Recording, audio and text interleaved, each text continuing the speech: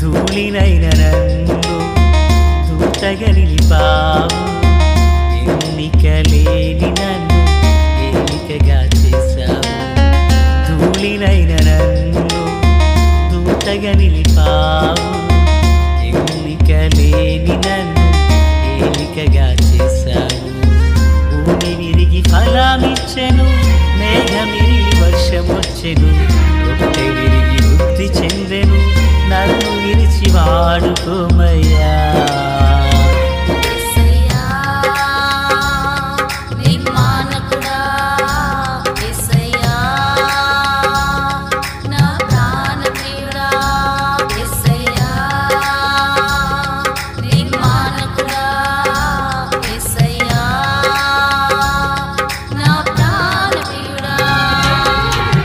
ధూళినైన నన్ను దూతగా నిలిపావు, ఎన్నిక లేని నన్ను ఏలికగా చేశావు.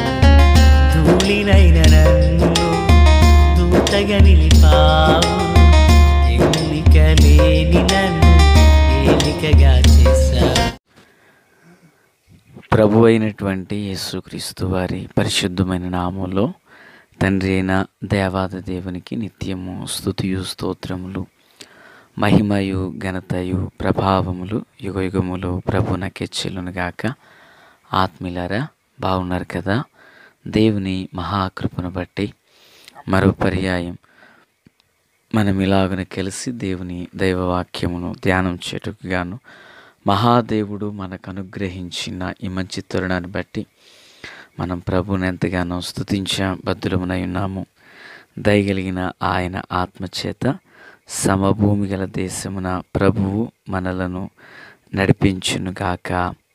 ఆమేన్. నేటి దిన వాక్య ధ్యానమై లేవియాకాండము 5వ అధ్యాయము 1వ వచనము. ఒకడు ఒట్టు పెట్టుకుని వాడై తాను చూచిన దాన్ని గూర్చి గాని తనకు తెలిసిన దాన్ని గూర్చి గాని సాక్షి అయ్యుండి దాన్ని తెలియజేయక పాపము చేసిన ఎడలా అతడు తన దోష శిక్షను భరించును. ప్రార్థన. మహాపరిశుద్ధుడా, ప్రేమగల తండ్రి, కృపగల దేవ, స్తోత్రాలు. మీ దీవెన ఆశీర్వాదాన్ని దయచేయండి. మేలు చేతయు నింపి నడిపించండి. మీరు అక్కడ కొరకు, రాజ్యం కొరకు సిద్ధం చేయండి. దినచర్య అంతటిలో తోడై ఉండండి.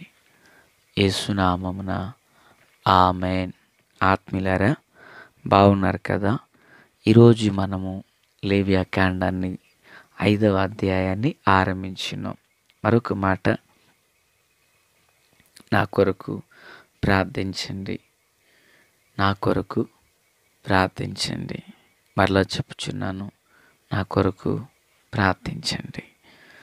సంతోషం.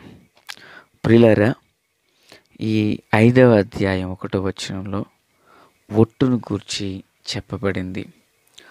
ఒట్టు అనగానే మనకి మాట పదం తెలియనిదేమీ కాదు. కొన్నిసార్లు అమ్మతోడు, నాన్నతోడు, బైబిల్ తోడు, దేవుని తోడు అంటుంటారు. ఆ తోడు, ఒట్టు అనున్నది 2 పర్యాయ పదాలుగా అవి ఉన్నాయి. సంతోషం. పిల్లరా, నిజానికి ఒక మనుషుడు ఈ ఒట్టు అనేది లేక ప్రమాణం అనేది, అమ్మతోడు, నాన్నతోడు అనేది ఎప్పుడు అంటారంటే, తనకు ఏదైనా ఒక సమస్య పొంచి ఉన్నదని తెలిసి దాన్ని తప్పించుకున్నట్టుకు గాను ఇతరుల దగ్గర మాట్లాడినప్పుడు ఈ పదాలు ఉపయోగిస్తూ ఉంటారు. సంతోషం. ఇంటికి ఒక చిన్న ప్రశ్న, దేవుని పిల్లలమైన మనము ఒట్టు పెట్టొచ్చా, ఒట్టు వేయొచ్చా అనేది మనకు ప్రశ్న. దీని యొక్క సమాధానం వీలైతే మరి కామెంట్ బాక్స్లో ఉంచాలని ప్రభు పేరట మనవి చేయుచున్నాను.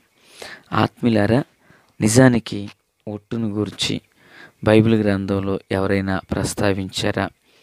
ఒకేలా ప్రస్తావించినట్లయితే వారు ఏమన్నారు, మరి ఈ కాలంలో మనం ఒట్టు పెట్టుకోవచ్చా అనేది దేవుని వాక్యంలో నుంచి మనము ధ్యానము చేయబోతూ ఉన్నాము. ఆత్మీయులారా, క్రీస్తునందు నాకు అత్యంత సన్నిహితులారా, ఒట్టు అనేది మనుషునితో మనుషుడు, ఒట్టు అనేది మనుషుడు దేవునితోనూ చేస్తూ ఉంటారు. పిల్లారా, మరి అన్యజనులైతే ఆ ప్రభువుని ఎరగని వారు, ఇంకా మనకంటే ఒక అడుగు వాళ్ళు ముందుగా దీని విషయంలో ఉంటుంటారు. ఎంతోమంది అనేక పర్యాయాలు ఈ ఒట్టు అనే మాటను తల్లితోడు లేక అమ్మతోడు నాన్నతోడు అంటూ మాట్లాడటం జరుగుతూ ఉంటుంది. అయితే దేవుని పిల్లలుగా అసలు మనం ఒట్టు అనేది పెట్టకుండా ఉండడమే మంచిది. ఎందుకంటే మనకు మూల ఆధారం దేవుని యొక్క వాక్యమే. ఆమేన్. ఆ దేవుని వాక్యాన్ని మనము ధ్యానించినప్పుడు పిల్లరా, ప్రభు ఎన్నో విషయాలు వాక్య వెలుగులో మన కొరకు తెలియపరచడం జరిగింది. మత్తయి సువార్త 5వ అధ్యాయం 34వ వచనాన ప్రభువారు అంటున్నారు, నేను మీతో చెప్పినదేమనగా ఎంత మాత్రము ఒట్టు పెట్టుకొనవద్దు అన్నారు. ఆకాశము తోడనవద్దు, అది దేవుని సింహాసనం. భూమి తోడనవద్దు, అది ఆయన పాదపీఠం. యెరూషలేము తోడనవద్దు, అది మహారాజు పట్టణము. నీ తలతోడు అని ఒట్టు పెట్టుకొనొద్దు, నీవు ఒక వెంట్రుకనైనా నల్లగా కానీ నలుపుగా కానీ తెలుపుగా కానీ చేయలేవు అన్నారు. కనుక దేవుని ప్రేర, మరి మన మాట ఎలా ఉండాలంటే 37వ వచనం, మీ మాట అవునంటే అవును, కాదంటే కాదు అని ఉండవలను. వీటికి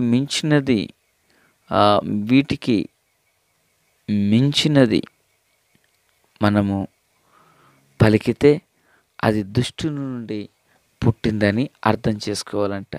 ప్రేర, ప్రభు చెబుతున్నారు, నా తలతోడు, నా బిడ్డలతోడు, మా అమ్మతోడు, మా నాన్నతోడు అనేటువంటి ఇవి ఈ ఒట్టులు ప్రాకారాలనేవి మనం పెట్టకూడదు అని దేవుని వాక్యం స్పష్టంగా మనకి బోధిస్తూ ఉంది. అయితే పిల్లరా, మరి దేవుని వాక్యం ఎంత స్పష్టంగా మనతో మాట్లాడుతుందో అంతేమంది కొందరు ప్రజలు అదే దేవుని అడ్డుగా పెట్టుకుని దాన్ని కొనసాగించేటువంటి వాళ్ళు ఎందరో ఉన్నారు. నా దేవుని పిల్లరా, అయితే దేవుని పిల్లలుగా మనం ఒట్టు పెట్టుకోకూడదు. మరి ఏం చేయాలి? దేవుని యొక్క మహాకృపకు తమను తాము అప్పగించుకుని ప్రభు పాదాల చెంత కనిపెట్టాలి. ఆత్మీయులారా, క్రీస్తునందు నాకు అత్యంత సన్నిహితులారా, దేవాలయము తోడు అనవద్దు అని ప్రభువారు చెప్పారు. చూడండి, మరి దేవుని వాక్యులు ఎంతోమంది తమ జనన దినాన్ని వారు కొందరు విమర్శించినట్లుగాను మరికొందరు తృణీకరించినట్లుగాను మనము వాక్యంలో చూడవచ్చు. ఆత్మీయులారా, క్రీస్తునందు నాకు అత్యంత సన్నిహితులారా, ఒక వ్యక్తి ఒట్టు పెట్టుకున్నప్పుడు దాన్ని తూచ తప్పక పాటించు వారమునై ఉండాలి. అపోస్తుల కార్యగ్రంథం 23:11 నందు ఉదయమైనప్పుడు యూదులు కట్టుకట్టి తాము పౌలును చంపు వరకు అన్నపానములు పుచ్చుకొనమని వాళ్ళు ఒట్టు పెట్టుకున్నారంట. వాళ్ళు ఒట్టు పెట్టుకున్నారు కానీ కాగితాల మీద పెట్టలేదు. పిల్లరా, వారు ఒట్లు పెట్టించుకున్నారు కానీ భూ సంబంధమైనవే. కానీ ఆధ్యాత్మికంగా మనము ఒట్టు అనేది పెట్టకూడదు అని వాక్యం ఎంతగానో స్పష్టముగా మనకు తెలియపరుస్తూ వచ్చింది. యాకోబు పత్రిక 5వ అధ్యాయం 12వ వచనం చదివితే, సంగతి ఏదనగా ఆకాశము తోడని కానీ భూమి తోడని కానీ మరి దేని తోడని కానీ ఒట్టు పెట్టుకొనక మీరు తీర్పు పాలు కాకుండానట్లు అవునంటే అవును, కాదంటే కాదు అన్నట్లుగానే ఉండమన్నారు. నా దేవుని పిల్లరా, అయితే ప్రభు పిల్లలుగా మనం అంతకు మించి దాన్ని మాట్లాడితే అది సాతాను నుండి వస్తుందని ప్రభువే తన వాక్యం ద్వారా మనకు హెచ్చరిక చేశారు.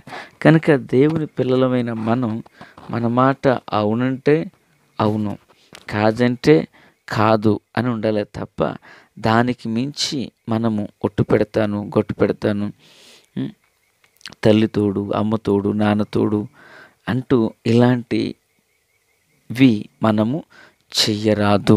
దేవునికి స్తోత్రం. ఎందుకంటే స్వయాన ప్రభు చెప్పారు. అదే మాటను భక్తులు ఎత్తిపట్టి తమ రచనా శైలిలో వారు చేర్చుకున్నారు. పిల్లరా, అయితే అన్యజనులు ఒట్టు పెట్టుకున్నారంటే అది వేరు. దేవుని పిల్లలుగా మనం ఒట్టు పెట్టుకునరాదు. దేవునికి స్తోత్రాలు. పిల్లరా, అయితే కొందరు ఈ భక్తిని చేస్తూనే కూడా వారు ఒట్టు పెట్టేవారు ఎంతోమంది ఉంటున్నారు. అయితే పిల్లరా, దేవుని ప్రియమైన పిల్లలుగా మన ఆధ్యాత్మిక జీవితంలో అట్టి దానికి ఎక్కడను చోటివ్వరాదు. మనము ధన వ్యామోహాన్ని చూస్తున్నప్పుడు ఆధ్యాత్మికంగా మన పరిపక్వత అనేది తగ్గిపోతూ ఉంటుంది. అయితే ఒక వ్యక్తి దేవుని తట్టునకు చూచి ప్రభు సహాయాన్ని కోరినప్పుడు ఆశ్చర్యకరుడైన దేవుడు తన కృపా కనికరాలను వెల్లడి చేస్తారు. దేవునికి స్తోత్రం.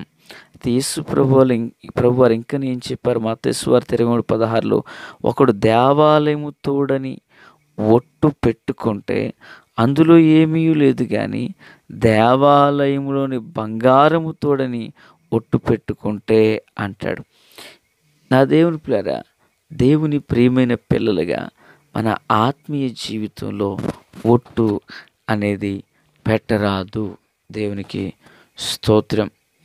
ఆకాశం తోడని కానీ భూమి తోడని కానీ మనం చెప్పకూడదు. ఎందుకంటే మన చేతుల్లో ఏదీ లేదు, సమస్తము దేవుని చేతుల్లో ఉన్నాయి. కనుక ఆ దైవికమైన జీవము కలిగిన దేవుని హస్తాలకు మనలను మనం అప్పగించుకొనచ్చు.